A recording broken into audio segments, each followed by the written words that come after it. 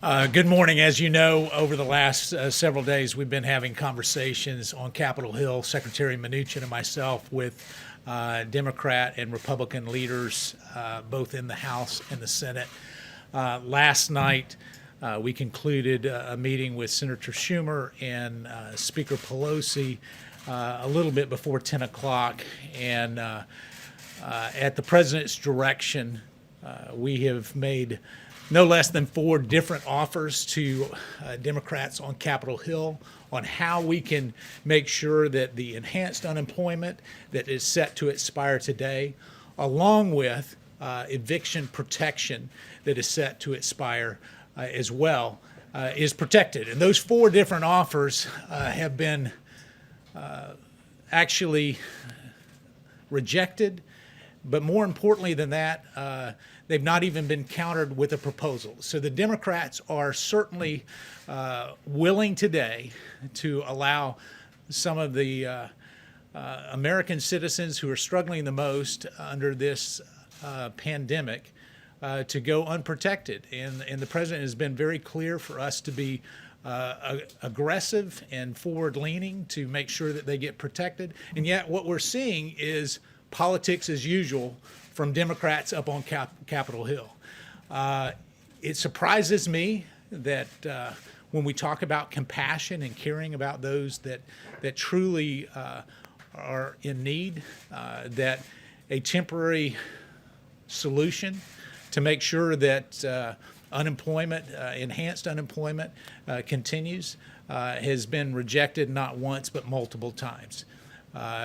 The Democrats believe that they have all the cards on their side, and they're willing to play those cards at the expense of those that are hurting. And we'll continue on with additional discussions today with Senator Schumer and Speaker Pelosi, perhaps an in-person meeting tomorrow on Capitol Hill as we stay engaged. But I'm disappointed in what we've experienced over the last 3 days, and I want to stress that the Democrats have made 0 offers over the last 3 days, 0. And so in a spirit of compromise, the president has sent us back not once, not twice, but 3 different times to try to find some common ground. And what we've found from our Democrat negotiators is that they are bumping the price higher than the very bill that they passed out of the House several weeks ago. And to give you a particular example of that is in their HEROES bill, they have $100 billion for schools. We matched that offer and actually put forth a proposal for $105 billion for schools for K through 12 and higher institutions. And yet, what did they say to that? Oh no, that was 2 months ago. We want to increase the amount of money that we send to schools to $400 billion. We're going in the wrong direction. They're going in the wrong direction because of partisan politics. It is very disappointing. And so we call on Capitol Hill to get serious about their negotiations. The president is serious about the negotiations. We're willing to engage. As you know, Leader McConnell yesterday put forth a 1-week extension at the current levels for enhanced unemployment. And what did we see? Senator Schumer objected to that. So there's no clearer message that the American people should receive other than the fact that the Democrats are willing to play politics at a critical time in our nation's very dire circumstances as we deal with this pandemic. So I wanted to give you that brief update so that you could have it straight from the negotiations as they've happened over the last 3 days. And as we work, I'm going to turn it over to the press secretary, and I think she's prepared to answer all the questions. liability insurance? Is that a red line for you guys? McConnell said it was. Thank you, guys. I think she'll address that. I'll take your questions in just a moment. The chief has to run to a meeting. But earlier this week, I just wanted to start off with an overview of what we've been doing on COVID. President Trump visited the great state of North Carolina to highlight the important work being done as part of Operation Warp Speed. And thanks to President Trump's leadership, the Trump administration has made substantial investments, including investing in multiple vaccine candidates, with several entering phase 3 clinical trials, including AstraZeneca, Moderna, and Pfizer, providing financial infrastructure for mass manufacturing of potential vaccines, guaranteeing doses of a vaccine will be available for distribution shortly after approval. The race for a coronavirus vaccine is truly moving at warp speed under President Trump. In addition, President Trump is leading on therapeutics. Over 140 clinical trials are now underway. Remdesivir, dexamethasone, convalescent plasma, and monoclonal antibody treatments. Yesterday, President Trump visited the American Red Cross headquarters to hold a roundtable on donating plasma. This initiative will empower Americans to help their fellow Americans in battling the virus. These critical investments in a coronavirus vaccine are due to the fact that we have a businessman in the White House. And according to the Wall Street Journal, quote, Democrats blame the U.S. case surge on inadequate testing and contact tracing, but the U.S. has averaged 2 to 3 times more tests per capita than most European and Asian countries. Indeed, we've done more than 59 million tests, with India at number 2 with just about 14 million tests, so quite a difference there. Arizona, California, Florida, and Texas all were doing more tests per capita when they lifted their lockdowns, more per capita than Germany, Spain, France, and South Korea have averaged. The U.S. is the undisputed world leader in testing, and on top of the more than 59 million tests that we've done, the FDA has authorized more than 193 tests under emergency use authorizations, including molecular and antibody tests. Under the leadership of President Trump, the U.S. is leading the world in safe and effective therapeutics and the rapid development of a potential vaccine. Together, as one American people, we will defeat the invisible enemy. And with that, I will take questions. Paula. Kayleigh, thank you. On Mark's comments about how it's Democrats who won't compromise, Democrats came up with a plan 2 months ago. The Republican plan was just presented on Monday, and in that time, the president has contradicted the Republican plan on the amount of stimulus checks, on student loans. Mitch McConnell threw you guys under the bus on funding for the FBI building. What do you say to the tens of millions of people who are going to lose their benefits when it appears that the real issue is that Republicans cannot agree among themselves, even though they've had months? That's not it at all. In fact, Democrats offered a $3 trillion plan.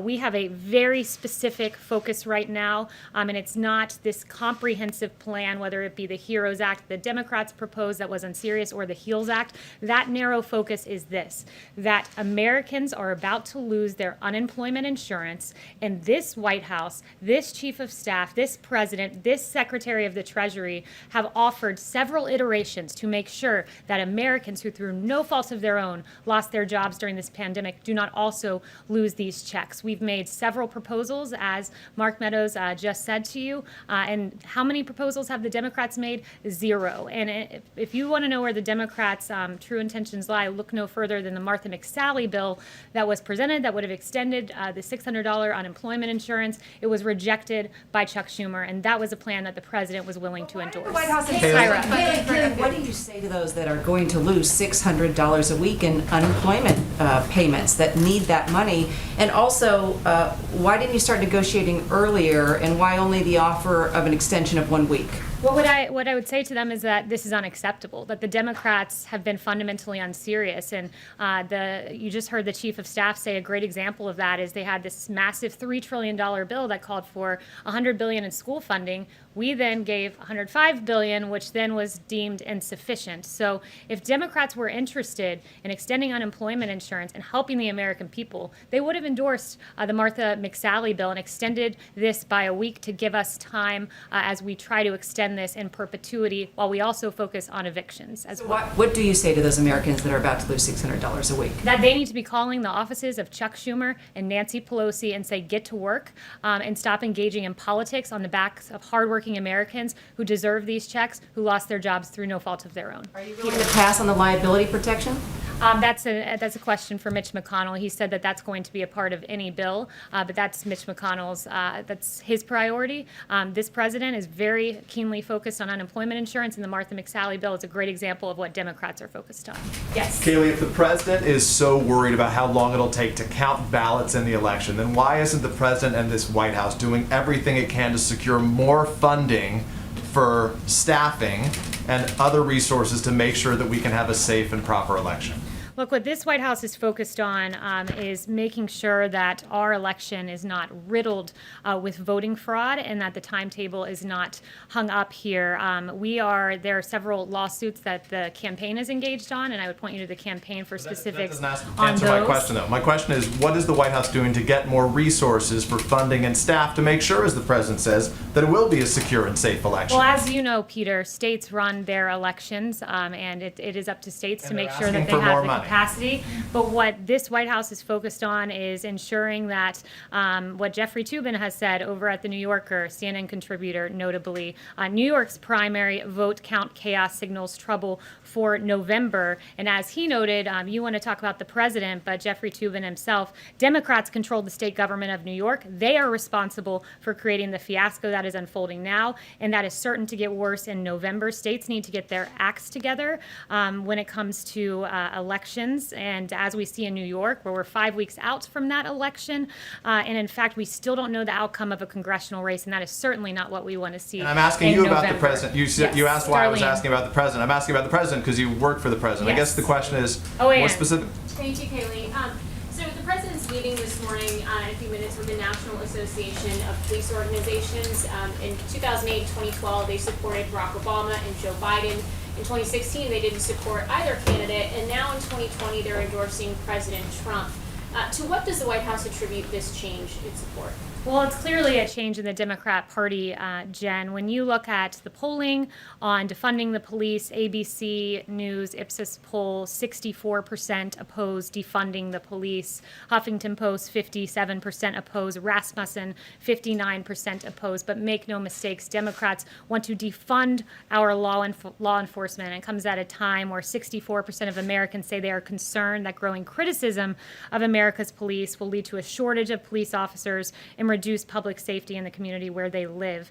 The American people have seen very clearly where the Democrat Party of today stands. It's at an unacceptable place, and I think that this administration has shown great respect for our law enforcement, who every day are out there defending and protecting our streets, and Democrat-run cities that have turned abundantly chaotic because of their lack of support and respect for law enforcement.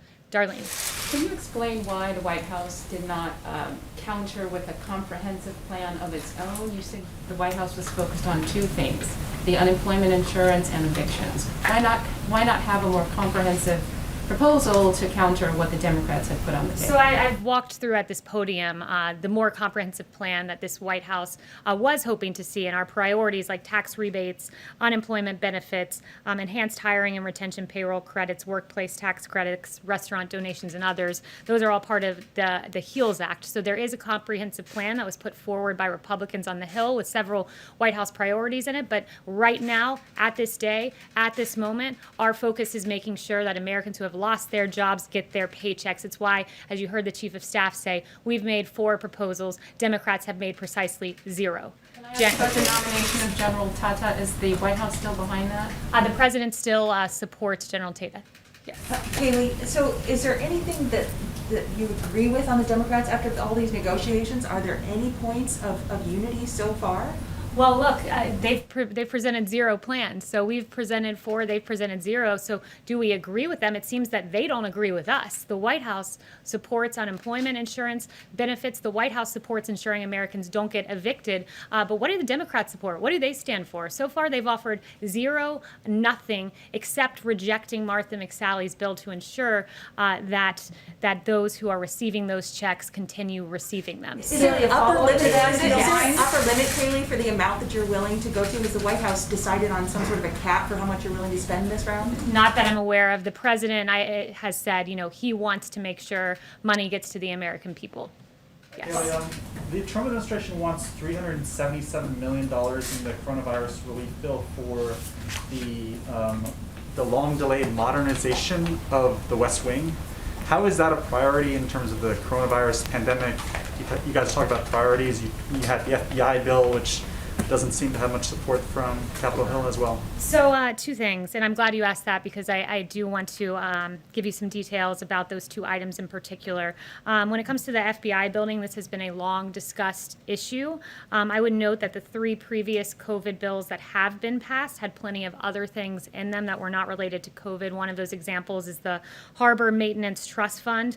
This is not a red line for us. It was a part of the initial bill, but it is certainly not a red line. The priority, as I've said several times so far, is unemployment insurance, making sure Americans do not get evicted. And then as it pertains to White House renovations, many of those pertain to safety protocols, filtration systems, enhanced communication ability, and needs that we saw that were highlighted during the pandemic. But make no mistake, a $377 million proposal will not stand in the way of ensuring that the American people get their checks. That is the priority, ensuring that Americans do not get evicted. That is our number 1, number 2 goals. Thank you, Kayleigh. I just wanted to confirm reports that Mark Meadows actually made an offer to extend unemployment insurance by 4 months.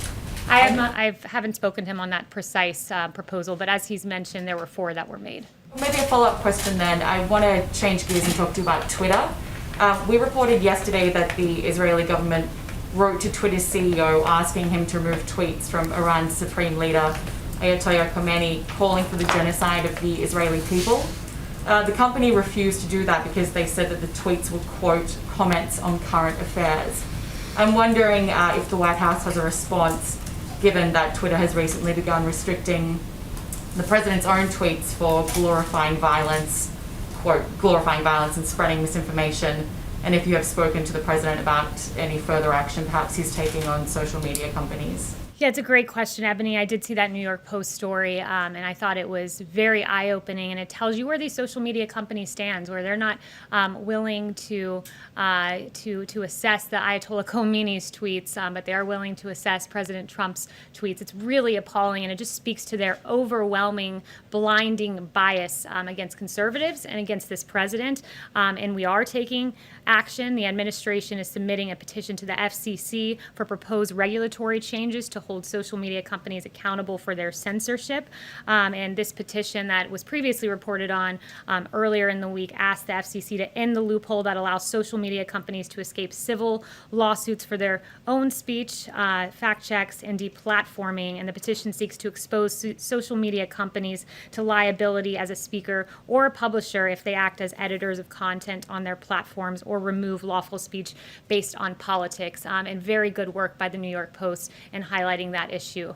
Yes. Thanks. Can I follow up on Darlene's question on Tata for a minute? You said that the administration is still behind him, but are you guys considering putting him in an acting role? I have no personnel announcements other to say than the president still supports him. Can I have one follow-up? Yes, thank you. It's been a month since there were reports of Russian bounties upon American military forces, and yet the White House has done nothing to push back on Putin. What is the delay? So as I've answered probably a dozen times from this podium, that intelligence is unverified. There are dissenting opinions. The media is, I would point to the Department of Defense saying there's no corroborating evidence to validate recent allegations. NSC allegations and recent press articles have not been verified or substantiated by the intelligence community, and ODNI has a similar statement. But look, this president acts. He is not afraid to stand up to Russia. He's done so repeatedly when our adversaries have directly targeted U.S. or coalition partners. The president did not hesitate to act. Look at Syria in 2018 when dozens of Russian mercenaries were killed in a retaliatory defensive strike. He has continually stood up to Russia, will continue to do so, and this president will always protect our troops and our men and women overseas, and he will act on verified intelligence. Bill. Thank you, ma'am. So Colorado, Hawaii, Oregon, Utah, and Washington all have automatic mail-in ballot systems. The White House has made its position clear on absentee ballots and also the concern over these universal systems. Does the White House think that those elections are fraudulent or more at risk of fraud?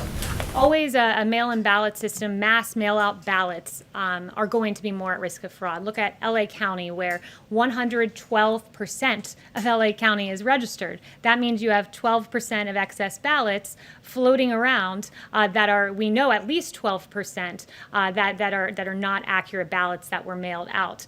This is a very basic concept, and it's one that the media has done a very good job reporting on, not just Jeffrey Toobin at the New Yorker. You also had the Washington Post article on this that the president held up yesterday that says the results that they've seen in a study showed that there's an unexpected stress test of mail balloting systems, many of which were designed to handle only a small portion of the vote and are not ready to scale up in response to a pandemic. That was Washington Post. There was another great ABC piece, mail-in voting delays in primary caused Pennsylvania to sound alarm about November. Expansion of mail-in voting will likely delay the state's presidential race. A great CBS report. Pennsylvania's mail-in votes still weren't all tallied up after 1 week. Officials fear election nightmare in November. So mass mail-in voting is certainly subject to fraud, and good work on the part of ABC, CBS, Washington Post, and the New Yorker for highlighting the fraud that is at play, the delays that are at play, because those are, after all, the facts. Another quick one. The chief sounded quite frustrated a second ago.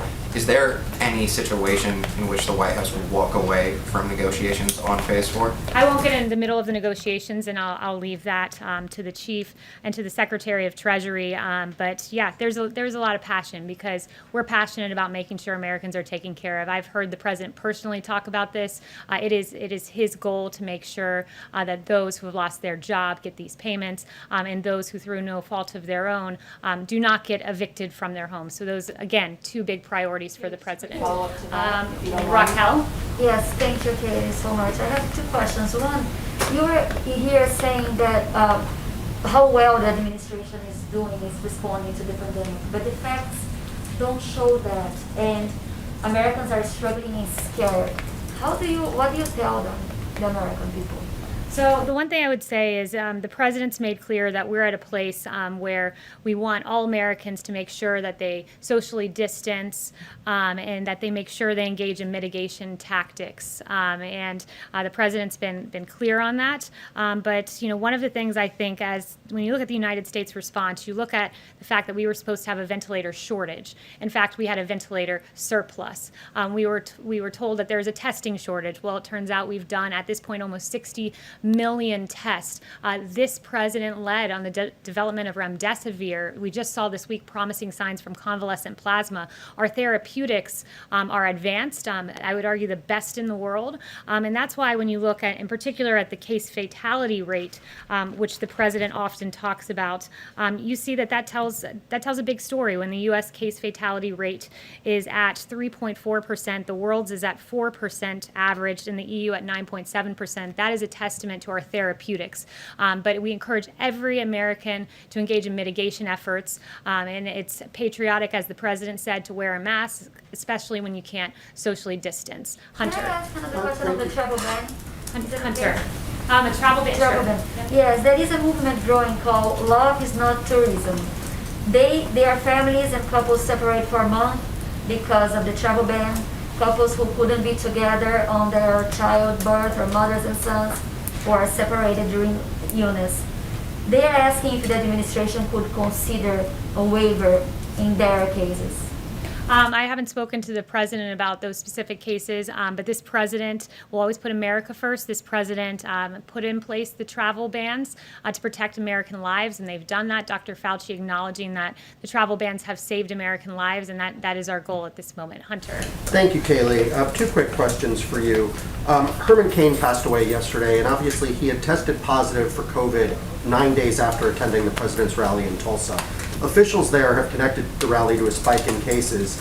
Is there any concern that Herman Cain may have contracted coronavirus at the president's rally? And is the task force doing any follow-up to track other potential cases from that event? Look, Herman Cain is the absolute embodiment of the American dream. We are grieved and we are very saddened by his passing. He was raised in Atlanta, Georgia, on a small farm. He left with just the clothes on his back. His mother was a housekeeper, and he rose to be an extremely successful businessman and someone who was who contended for the nomination of our party. And I would refer you to a post on Herman Cain's website, and he says, "I realize," or his website rather, "I realize people will speculate about the Tulsa rally, but Herman did a lot of traveling the past week. I don't think there's any way to trace this to one specific contact that caused the infection. We'll never know." So that, and I will not politicize Herman Cain's passing, and I would just note the great contributions he's made to our society. We'll always remember him, and his legacy will stand. And then just a follow-up on another point. Obviously, the president's tweet yesterday seemed to float the idea of delaying the election. He later said, he supports no date change whatsoever. Given a little bit of the ambiguity and confusion there, can you just state unequivocally whether or not the White House wants to see the date changed, and state 100% that that is not something that you support? The president answered this 3 times yesterday. He said, "I want the date more than anyone. I don't want to delay. I want to have the election." And in a local interview he said, "No one wants the date of the election more than me," because he believes November 3rd will be a moment where the American people acknowledge the great successes of this administration. Yes. Okay, thank you. Does the president support the Chinese-backed Hong Kong government in delaying their elections? Yeah, so I do have an answer for you on the Hong Kong elections. We condemn the Hong Kong government's decision to postpone for 1 year its legislative council elections and to disqualify opposition candidates. This action undermines the democratic processes and freedoms that have underpinned Hong Kong's prosperity, and this is only the most recent in a growing list of broken promises by Beijing, which promised autonomy and freedoms to the Hong Kong people until 2047 in the Sino-British Joint Declaration. I think it's appropriate as we see this play out on the Hill, this testimony by our doctors, to just acknowledge the real successes and work of this administration. I acknowledge the ventilators, and I talked about testing and just great American industry coming together, the American people coming together and working to get us through this tragic pandemic. And we grieve when even one life is lost. But I do want to point out just the early actions of this administration. When there were 0 reported cases in the United States on January 6th, the CDC issued Wuhan travel notice before any U.S. confirmed cases. But what were Pelosi and Chuck Schumer doing? They were calling on the GOP to support Bolton testifying. 0 reported cases in the United States on January 17th. The CDC implements public health entry screenings at 3 major U.S. airports receiving the greatest volume of Wuhan passengers.